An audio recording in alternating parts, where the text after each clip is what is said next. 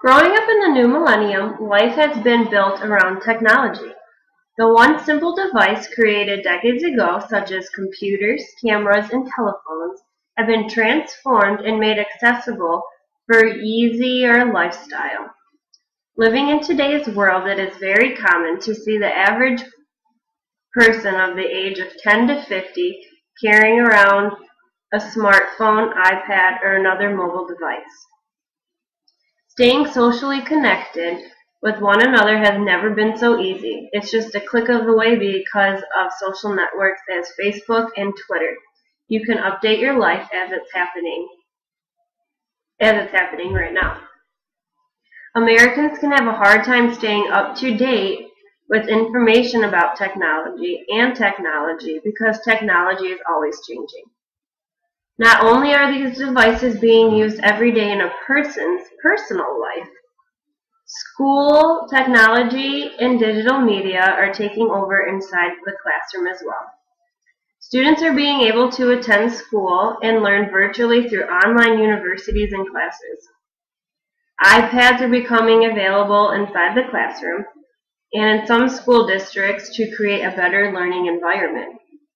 Overhead projectors are decades ago and can be replaced with smart boards.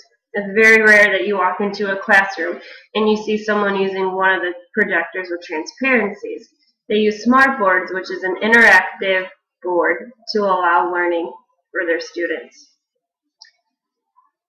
Raises of hands have also been replaced by remote controls that shows participation virtually through the smartboard by using classroom remotes. Although there are many benefits with having new technology emerging, it is still important for citizens and educators to know the meaning of copyright and to use ethical and fair use while sharing digital media that is taking over society.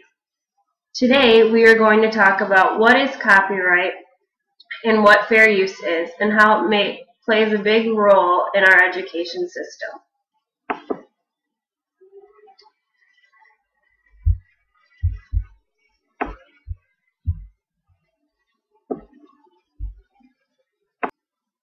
What is copyright?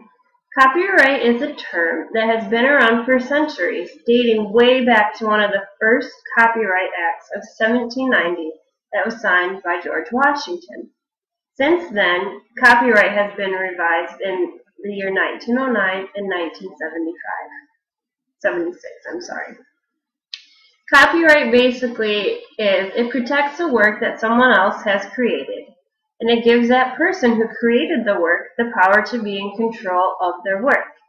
So copyright can protect books, written documentations, movies, songs, video games, plays, and anything else that's been created, a piece of work that has been created.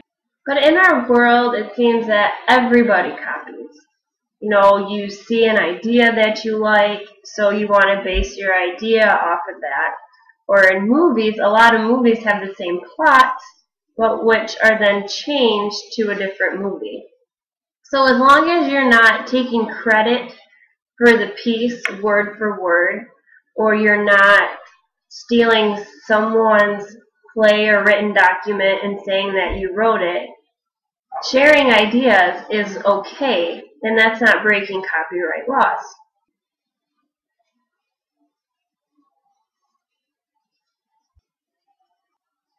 Fair use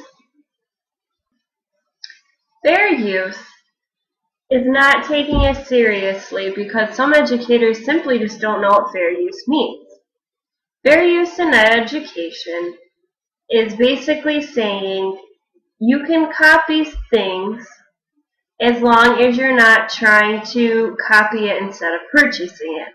So putting that into similar terms, fair use is copyrighted work that can be used or copied for educational purposes as long as you're just copying one piece of work.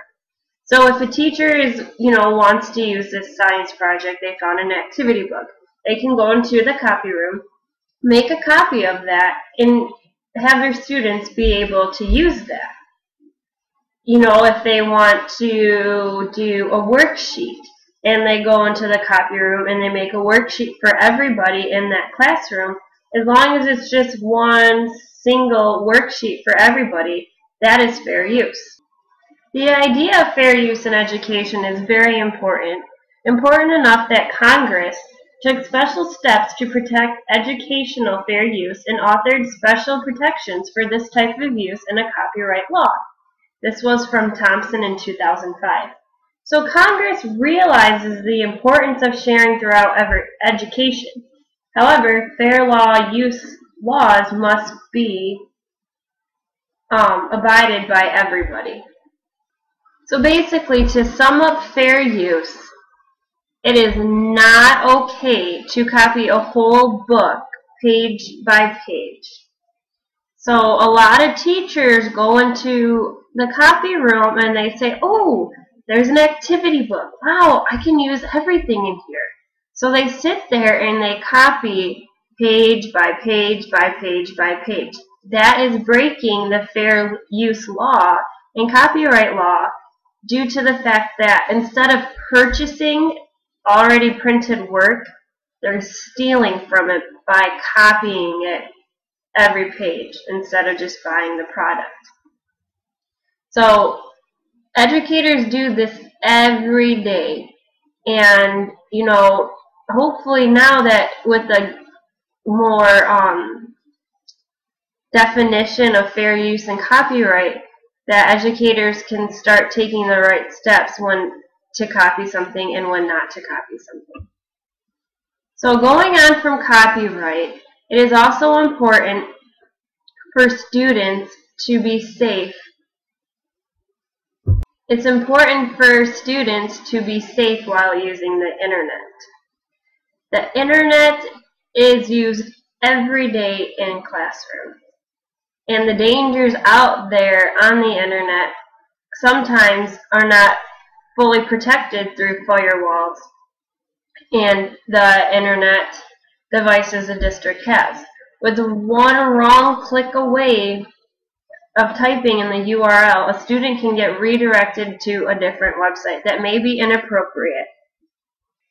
Although social networking as Facebook, Twitter, blogs, and chat rooms are blocked throughout the school, if students aren't careful, it can still lead to cybercrimes and cyberbullying. According to DeFranco, who wrote an article, he said that the FBI has made cybercrime the number 3 priority following terrorism and counterintelligence. So even though our firewalls can block these things, like I said previously, students still need to know the importance of internet safety. There's easy steps to protect students from internet dangers. Number 1 is for the teachers themselves to be informed. A lot of teachers take for granted that they think they know everything that's going out there, but a teacher needs to lead by example. They need to know the dangers that are out there and how to prevent them so that they are educated on it and they can inform others such as their students. Just explaining to students simple rules such as consequences of typing in the wrong website, what it can do leading you to a different website. Or we also need to monitor our students.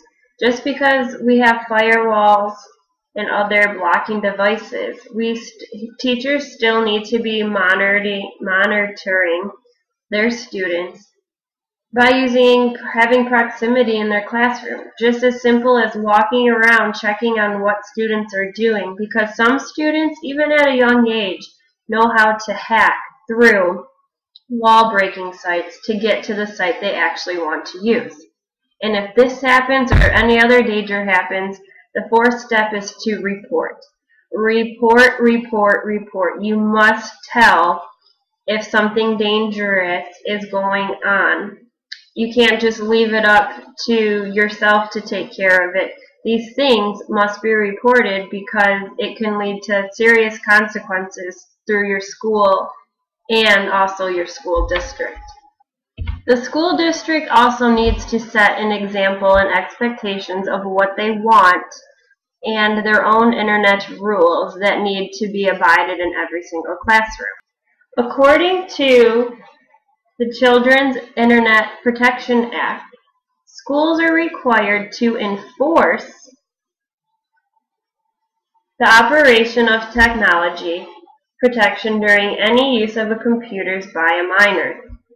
So this being said, they need to enforce protection throughout the whole entire school district, and they need to present and inform others of what they want to go on when a student is using internet safety. This means also having good enough fire blocking walls that students can't get past it.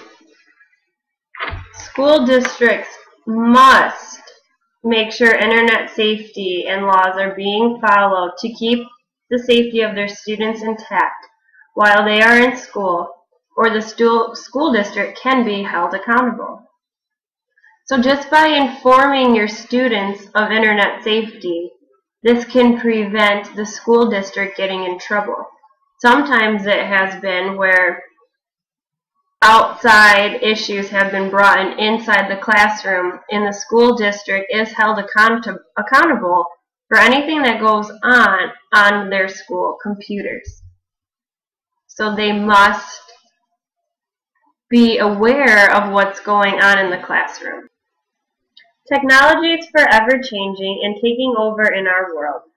With educators being more informed, they will have the correct information to present to their students.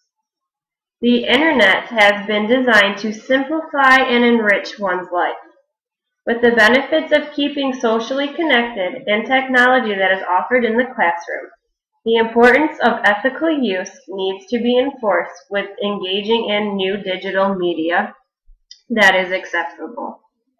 So by this PowerPoint presentation, I hope that you have a little more information about fair use and copyright that you can apply in classrooms and teach your students so that everyone is abiding by the law.